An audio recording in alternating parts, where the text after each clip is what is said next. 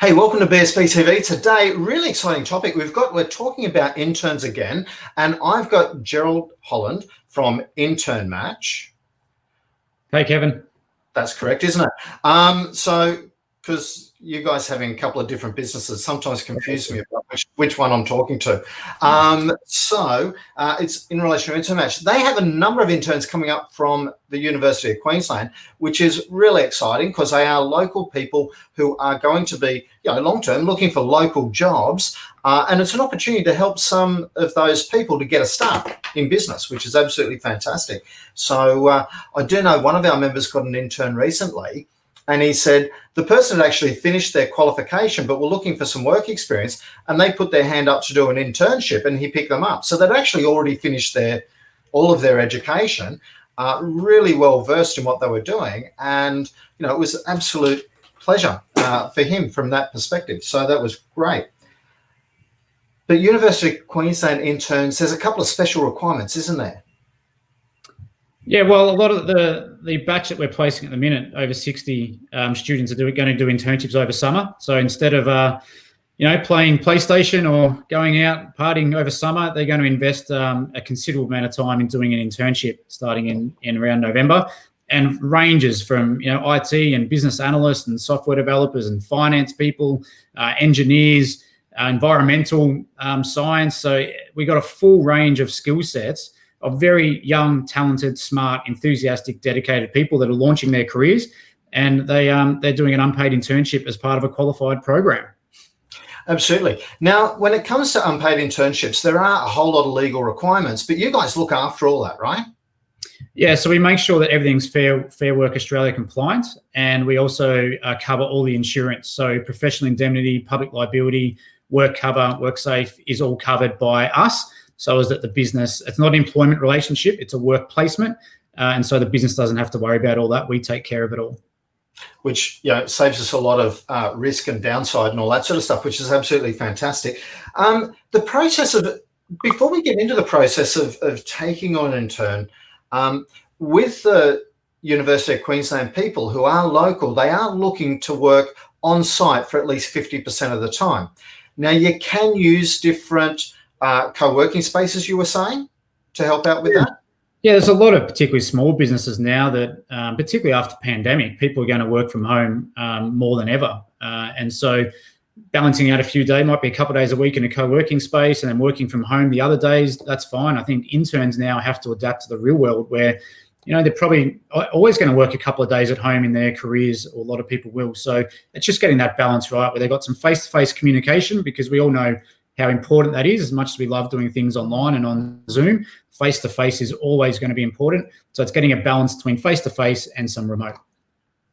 Now, it is really important when you mention that and the balance side of it, it's really important that the intern is getting something out of it as well as you getting something out of it. They need someone that is going to be there to mentor them, and that's really important. Now, it doesn't mean that you have to have the skills on site if you have an outsourced provider who can provide that mentorship for them.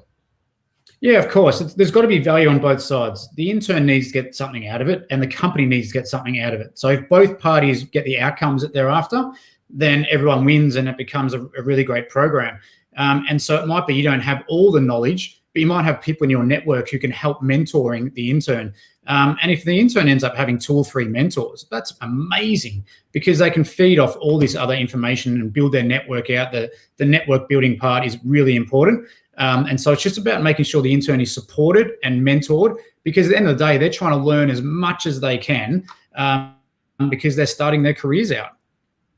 Absolutely. And it's a great way for you to get a project that's been one of those annoying little projects that you've got to get done. You've got it scoped out and all that sort of stuff, but you just can't get around to it because everything else always gets in the way. Here's a great way that's going to force you to get that done, and in fact, a whole lot of the work being done by somebody else. Yeah, it's perfect. I mean, a good example for an accountant, say they haven't updated their fixed asset register in years, and it's just something that never gets done. So it's a great little project to get an intern involved in, and they're going to understand about two-sided accounting practices in creating that asset register and making sure it ties the balance sheet, but just getting it done. And every single job, every single person in business has these projects sitting there just waiting to get some help on. Gerard, you're in danger of almost sounding like you knew what you were talking about with accounting there. In danger of, I must say, but not quite. So with this, 50% of the time they need to be in a on-site or in a co-working space. If it's one of the IT placements, the Australian Computer Society, ACS, have a special deal for their members, $7 for a week or something ridiculous like that, which is just unbelievable. And their office space is amazing, by the way, ACS. So if you're a member of ACS or interested in being a member, you can get access to their office space, which built some really high quality space. Cool. So as we said, there's a range of interns. There's a number in hospitality. There are in tourism. There are some marketing and public relations people, public health, even events management. As we said, a number of engineers and IT style people, and also finance. So there's a number of there. Now, there is a pretty simple process. I've already thrown the link for the intern match business small business link in there so that you can start the application process. We do have a 4 to 5 step application process. You click on the link and then that will alert Intern Match to know that you're looking for an intern. Then you'll have an interview with them. Yeah. So what happens in that interview, Gerard? Oh, we just want to understand what you're looking for. So just have a chat about a little bit about your business, the type of tasks or help that you need in the roles you're looking for, and then we go away and match you up with the most appropriate interns. So we do all the screening, so we're not wasting your time. Send you through some candidates, send you through their CVs. You might want to interview them, and then decide who you want to take on. So we don't force you to take anyone. It's like an employment process, but we want to send you the best quality candidates that meet your needs. That's why we want to have a chat with you. And then off you go. And then a lot of businesses now use it as their grad recruitment as well, because they love the person and they're doing great work. Well, maybe there's an opportunity to keep them on after their internship. Absolutely. And there's no requirement to do that. There's no unofficial guilt or anything like that thrown on you. It's, hey, if that works for you and for them, and that's a great opportunity, that's fantastic. Now, when you've had the interview, then you send people a little training plan or whatever it is. Now, I'm going to suggest, and it's something I didn't do, but I'm going to suggest that you actually then personalize that training plan, because for the interns on the other side, it's kind of like your job ad for them, right? And if it's just about you and it looks boring as all crap, the interns are going to go, hey, I want to go for that exciting one, not that really boring one from Kevin Gammy, because they don't know me from bar of soap. So, make sure that you do personalize that. You get the flavor of your company and the project, and make sure that they know that this isn't just a stock standard project. This is something that you really want them to succeed at, because then you're going to get interns fighting for your position, and that would be a great position to be in. Yeah, 100%. We'll make it easy for you and send you a sort of if you're looking for maybe a mortgage broker and looking for someone to help you out in processing some of your claims with your clients or doing the compliance work, we'll send you through a template that's tailored towards that. But then, we'd love it then if you then go and sexy it up and talk about all the great things you're doing and why you're great people to work for. And then, they're the things that students get attracted to, is the really personalized ones. But we'll make it easy for you first with the template. Absolutely. And that will save so much time as well. So once again, you guys are trying to make it as easy. Then they get to interview people, so they can do either phone interviews or they can sit down and have a coffee. That's completely up to you how you want to run that. So then you select the intern after that interview that you desire. Okay, so there's nobody's forcing you to take anyone on, which is a great opportunity. So the last thing is then they start, and you guys actually follow up at the start, midterm, and at the end of the project to make sure things are on track. Yeah, we do regular phone calls just to make sure the intern's happy, make sure the host company's happy. 99 times out of 100, everything's going really well. Sometimes, maybe someone might feel a bit uncomfortable, or maybe they've been given work they're struggling with, but they didn't feel they had the confidence to speak up. Could be little things like that. And then we can get involved and help coaching and mentoring as well. Absolutely. So I'm just going to post into the thing. Sorry about that. Well, I'm not looking at that. Oh, and I've put into the wrong. Oh no, I have put into the right place. Great. Just making sure. It didn't like my comment. It was a little bit too long or something, apparently.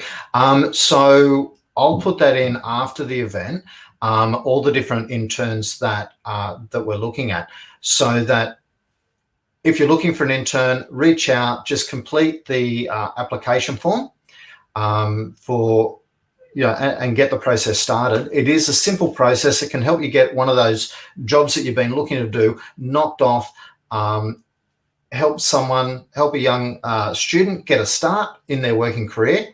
So it really is a win-win-win scenario. Yeah, and the students that we're placing are all in their final year or final semester of study, or they've just graduated. So, they're at the point of entering the workforce, and they're not in semester one. And so they're at the right point of their degrees, highly qualified and enthusiastic and motivated. And that's the most important thing, that they are really determined people that are going to really put in the work to impress you, because that's what you got to do these days to be able to launch a career in a competitive graduate market. Absolutely, because even if they're not going to end up working for you, they want you to be a referee for them. And so, yeah, absolutely. What they want is for you to have the best view of them in their work environment, because that is their key, their ticket to getting a job. So absolutely, they're going to give 110%. So thanks very much. Have you got anything else, Gerard? No, thank you. I mean, Kevin, you know this program better than us now. It's actually brilliant. So the last thing I'll say is that, look, every company that we've placed an intern with has always had another intern. So to us, that's the litmus test, and it proves that people are having good experiences and getting good outcomes, because they're finding that it's great output for everyone. And then they come back and say, look, I'll do that again. I'll get another intern for sure. We've got other projects to work on now, or maybe there's work they can take away from you or one of your staff members so that you can do more highly valued work. Interns get it. They've got to start at the bottom of the food chain. Now, you start doing the more boring and mundane work, but that's how you learn. It's how I started off my career as an accountant. You reference tax returns, and that's how you learn. So have a think about what's the work you could take off your plate so that you can start doing more value-added work. And it's a great way for graduates and students to train themselves by doing some of that grunt work. Absolutely. Look, I know that James Calishaw from the Catalysis Group, that's a bit hard to say if you're trying to race by it, but the Catalysis Group, I know that he actually did pick up an intern really early on, was so impressed, he then turned around and applied for another 2 or 3 for different projects that he was working on. So, within our community, we already have those examples. We're going to have James and the intern to come and have a chat on Thursday so that you can get to meet some of the people who are already operating under this system, because it's a great way to get people to start. So thanks very much for your time today, Gerard. I really appreciate it. Thank you, Kevin. Really, really do appreciate it too. Thanks a lot.